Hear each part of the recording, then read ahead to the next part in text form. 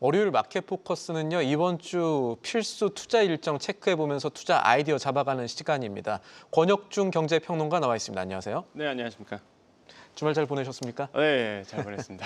주말 사이 여러 가지 워낙 안 좋은 일들이라고 할까요? 네. 투자 시장에 그런 일들이 많아가지고 그래서 이번 주간 일정도 중요한 것 같습니다. 이번 주 주간 일정 어떤 것들 봐야 됩니까? 일단 오늘부터 시작을 해보겠습니다. 일단 역시나 LG전자의 잠정 실적이 이제 발표가 됩니다. 그래서 뭐 실적 영업이익으로 본다 그러면 분위기는 좋을 것으로 보고 있는데 또 이게 또 주가와 또 일맥을 할지는 좀 지켜보셔야 되겠죠. 이건 차차 좀 말씀드리겠고요. 경제 지표로는 이제 유로존 2월 소매 판매 지수가 이제 발표가 됩니다. 이제 화요일로 넘어가 보겠습니다. 삼성전자의 1분기 잠정 실적 역시나 이제 예고된 상태이고요. 사실 분위기는 좋지 않을 것으로 이제 보고 있는데 이것도 이제 앞으로 계속 말씀드리겠고, 그 지표로는 이제는 2월에 경상수지가 이제 발표가 됩니다.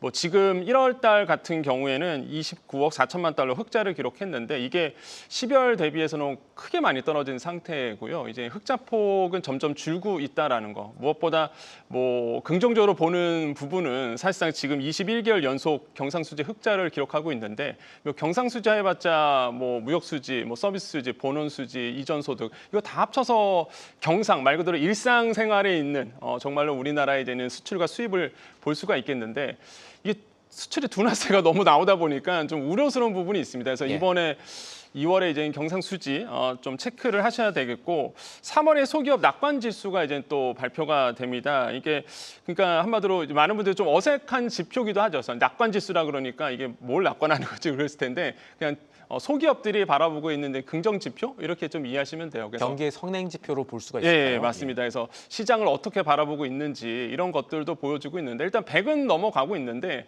지표상 본다 그러면 그래도 사실 이게 좀 둔화되고 있다 보니까 또 관세에 미치는 영향도 아마 좀 심리 지수로 좀 활용해 볼 수 있는 지표라고 좀 보시면 되겠고 이게 100이 기준으로 100을 넘어가야 긍정적으로 맞습니다. 보고 그 네. 아래로는 조금 부정적으로 본다. 네. 근데 지금 소기업들은 100 넘는다. 예, 정도로. 100을 넘는데 이게 조금 지수가 점점 둔화되고 있다는 게 이제 눈에 보이는 거죠.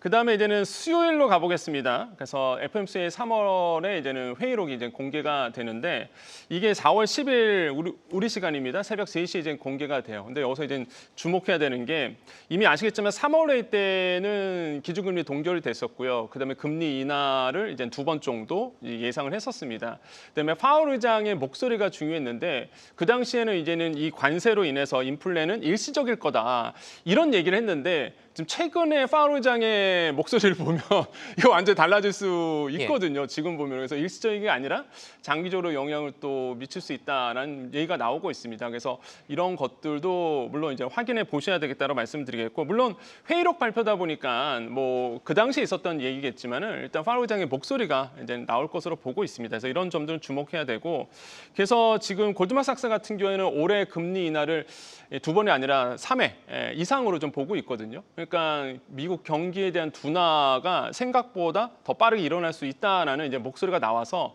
금리 인하가 횟수가 더 늘어날 수도 있다 이런 예가 나오고 있습니다. 그래서 그러면 우리나라 주가에 뭐 우리나라도 기준금리가 변동이 되기 때문에 따라서 또 움직일 거라 좀 보고 있어요. 그래서 뭐 속도가 더 빨라질 수도 있다 이런 좀 생각을 해보겠습니다. 그다음에 한국의 고용 지표도 이제는 뭐 수요일 날 이제 발표가 되고요. 목요일로 넘어가 보겠습니다.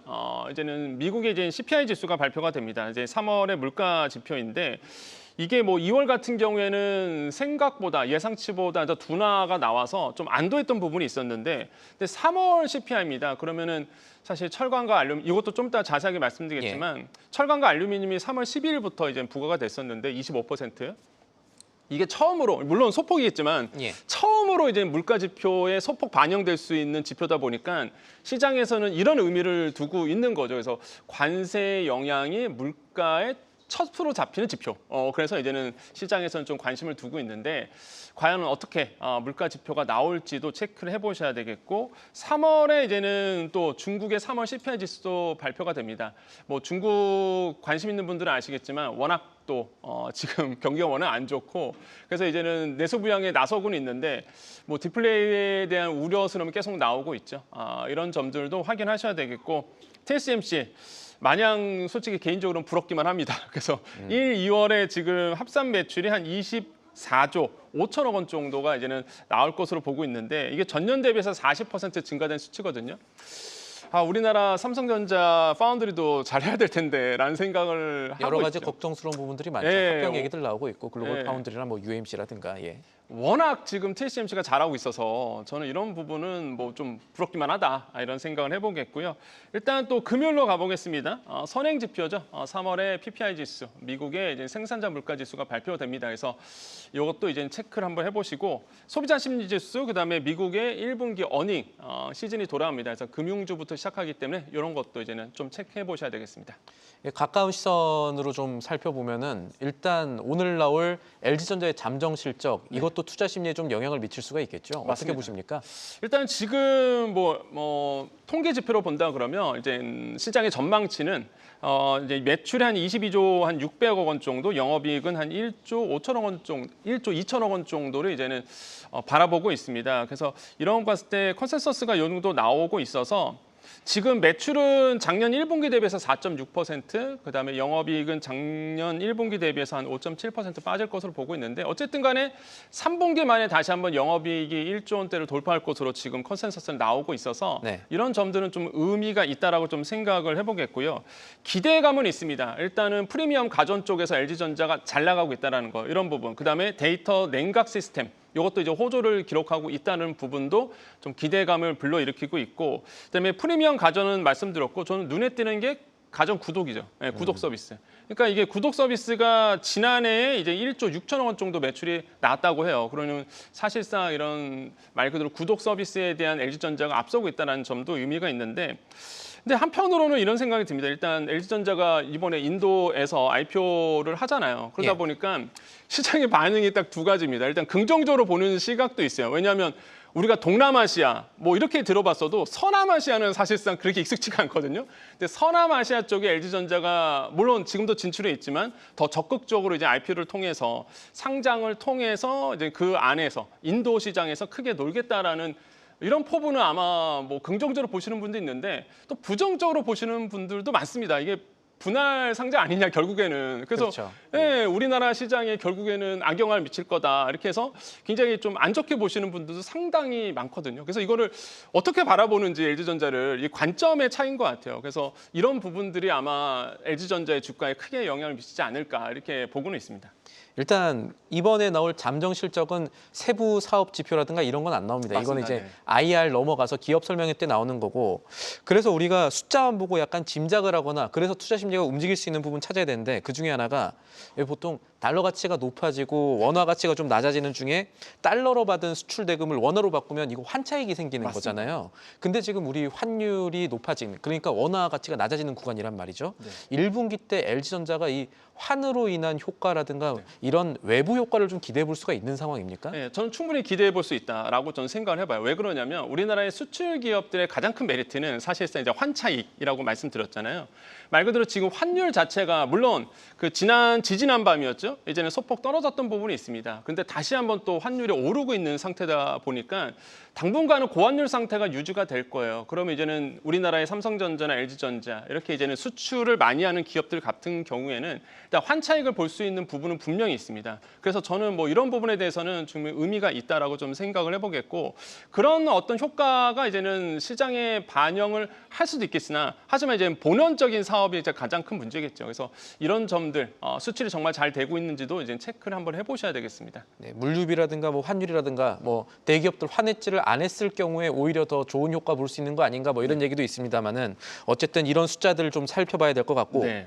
두 번째로 봐야 될 게 LG전자뿐만 아니라 삼성전자의 잠정 실적도 나오는데 네. 분위기가 약간 다르죠, LG전자랑. 그렇죠. 이제 삼성전자는 뭐 이미 지난 4분기 때 발표했을 때 이제 1분기 안 좋을 거다라고 이제 발표를 했기 때문에 뭐 시장에서는 어느 정도 시장에 반영한 수치다. 지금 소화를 시켰다고 생각을 해보겠는데 매출은 77조 1928억 원 정도 컨센서스가 나오고 나오고 있고요. 영업이익은 한 5조 한 1,348억 원 정도, 요 정도 이제는 컨센서스가 나오고 있는데 지금 뭐 영업이익으로 본다 그러면 6조 원보다 이게 작년 같은 동기 대비해서 한 1조 정도 빠지고 지난 직전 분기죠. 4분기 대비해서도 한 1조 원 정도가 좀 빠질 것으로 보고 있어서 역시나 영업이익 측면에서 본다 그러면 이제는 소폭 둔화될 것이다 이렇게 보고 있습니다. 이유는 아시겠지만 메모리 반도체 쪽이겠죠. 그래서 뭐 D램이라든지 메모리 반도체 쪽에서의 이제는 좀 긍정적인 흐름이 나오지 않고 있는 부분, 이런 부분은 좀 우려스럽고요.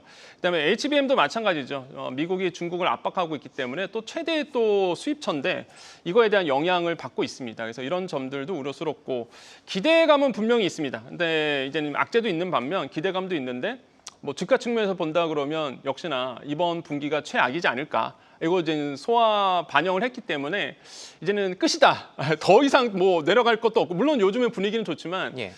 뭐 내려갈 것도 없다 이런 어떤 시장의 이제 예상도 나오고 있고요. 특히 이제는 뭐 가전 빼고 전 사업부에 대한 컨센서스가 생각보다 더 잘 나올 수도 있다 이런 얘기도 있고요. 특히 지금 시장에서 주목하고 있는 건 바로 중국의 이구환신이죠. 그러니까 이구환신이 사실상 연말, 그러니까 올해 후반에서 좀 나타날 것으로 사실 예상을 했었는데 이게 생각보다 좀 빠르게 나오면서. 삼성전자에 대한 긍정적인 주가 흐름을 이어가고 있었거든요. 그래서 이런 점들이 좀 의미가 있다라고 보시면 되겠고, 그래서 이런 점들도 눈에 띄고요. 근데 아까 이제는 잠깐 이제 무역 얘기 잠깐 하셨는데, 저는 이제는 지금의 좀 긍정적으로 보고 있는 영업이익에 긍정적으로 보고 있는 거는 역시나 그 물류비 부담이 좀 완화됐다는 거. 예. 예, 저는 이런 점들은 좀 의미가 있다고 봐요. 일단 아시겠지만 작년에 이제 상하이 컨테이너 지수가 굉장히 높았었습니다. 사실상 이게 2,000포인트를 다 넘어갔었거든요. 근데 지금은 계속적으로 이제 그게 낮아지고 있어요. 운임 지수가 낮아지고 있고 아시겠지만 LG전자나 삼성전자는 부피가 큽니다. 예, 그러다 보니까 이런 운임 지수가 내려간다 그러면 영업이익에 긍정적인 흐름을 줄 수 있기 때문에 저는 뭐 이런 것도 이제 긍정적으로 보고 있습니다. 역시나 지금 바닥론에서 좀 상승할 수 있을지 좀 지켜볼 만한 지표들이 네. 있다라는 말씀이셨고, 자, 우리 기업들 실적들 살펴보면서 또 하나 봐야 될 게 지금 큰 그림들이죠. 그 중에 하나가 이번에 나올 미국의 CPI 소비자 물가 지수 될 것 같은데 어떻게 보십니까? 네, CPI 지수 같은 경우가 생각보다 이제 좀 약간 둔화될 수도 있다. 그러니까 상승률이 이제 둔화될 수 있다라고 보고 있는데 지금 2.8% 나왔었거든요. 근데 이번 한 2.6% 정도 소비자 CPI 지수가 나올 수도 있다 이렇게 보고 있어요. 그래서 시장에서는 또 한 번 안도할 수 있다라는 예가 나오고 있지만 그래도 모릅니다. 이게 왜냐하면 아까도 말씀드렸다시피 철강과 알루미늄에 대한 25% 관세가 처음으로 소폭 반영되는 물가 지표가 나올 수도 있고 앞으로 이제 관세 부분이 계속적으로 물가에 영향을 줄 수 있다 보니까 이제 시작이라는 얘기가 시장에서 나오고 있거든요. 그래서 소비자의 3월 물가 지표 이거 굉장히 좀 체크를 잘 하셔야 되겠고 아시겠지만 지금 흐름 안 좋습니다.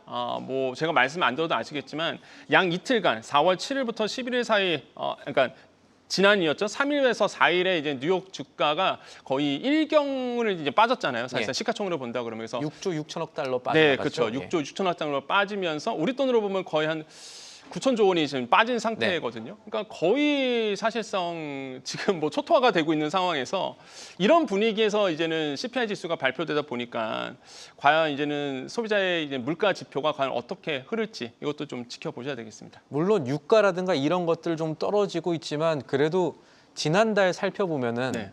조금 걱정될 만한 것도 있습니까? 어떻습니까? 저는 걱정이 충분히 된다. 이미 아시겠지만 관세라는 게 물론 미국의 이제 수입 업체가 관세를 내지만 최종적으로 이제 관세에 내시는 분들은 결국 미국 소비자란 말이에요. 그렇죠. 예. 결국에는 이제는 물가 지표가 오를 수밖에 없는 구조로 가요. 그렇기 때문에 이제 물가가 오른다 그러면 소비가 둔화될 것이고 소비가 둔화되면은 사실상 이제 경기가 위축이 되면서 결국에는 뭐 연준 입장에서는 금리를 이제 내려야 되는 상황으로 간다. 근데 그게 긍정적이라는 게 아니라는 거죠. 예, 우려스러운 부분이 반영되다 보니까 경기가 상당히 위축될 가능성도 있다. 예, 이렇게 좀 생각해 봅니다. 물가는 올라가는데 소비가 둔화되면서 경기가 안 좋아지면 연준은 기준금리 내리기 쉽지 않은 상황도 되니까 네. 어떻게 보면 좀 걱정스러운 국면들이 나올 텐데 그런 것들을 좀 보여주는 게 3월 CPI가 될 네, 것이다. 맞습니다. 이렇게 정리를 할 수가 있겠네요. 알겠습니다. 지금까지 권혁중 경제평론가와 함께 이 주간 일정 살펴봤습니다. 감사합니다. 네, 감사합니다.